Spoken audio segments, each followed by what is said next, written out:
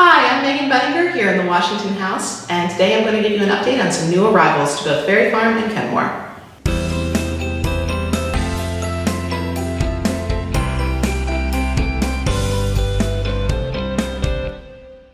First of all, we have the mirror hanging here on the wall in the hall.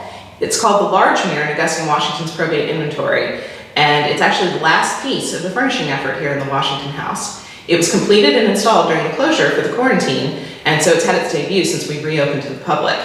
As you can see, it's a pretty formal piece. It was reproduced from an original in the collections of the Colonial Williamsburg Foundation that dates to approximately 1730.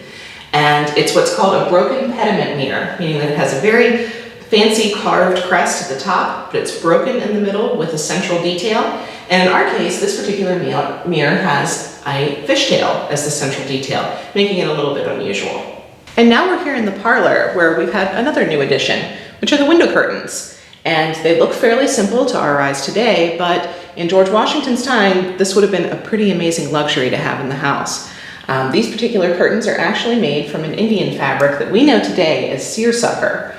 And you can see the stripes are white, which is cotton, and then a dark yellow, which is actually silk. And in fact, in Augusta, Washington's probate inventory, there was a pair of curtains that were silk and cotton striped listed, and we think that they meant seersucker. And now we're here in one of the two small bed chambers on the second floor of the house, where we get to see another new addition, bedding. So many of you remember that we had these rope beds covered in cowhides for quite a while, but now we've got the tick mattresses, the hand-woven blankets, and the linen sheets. You come up here, you can see the down pillows that are tied with pillowcases made of linen, actual linen top sheet and bottom sheet over top of the tick mattress. All the comforts of home. And now we're over here at Kenmore, and we're sitting in Fielding Lewis's office, where we have two new additions that almost completely finish the refurnishing effort at Kenmore. The first one is on the floor cloth.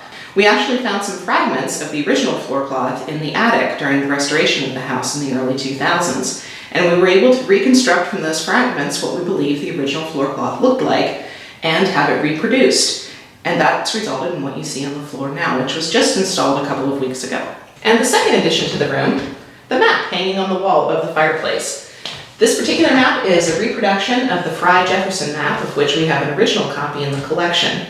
Fielding Lewis had 6 maps, according to his probate inventory, and probably most of them were stored here in his office. We've chosen the Fry Jefferson because it was one of the most important maps that shows the entire Virginia colony throughout the 18th century. And so people like Fielding, who had business interests, would have been very likely to own a copy of it.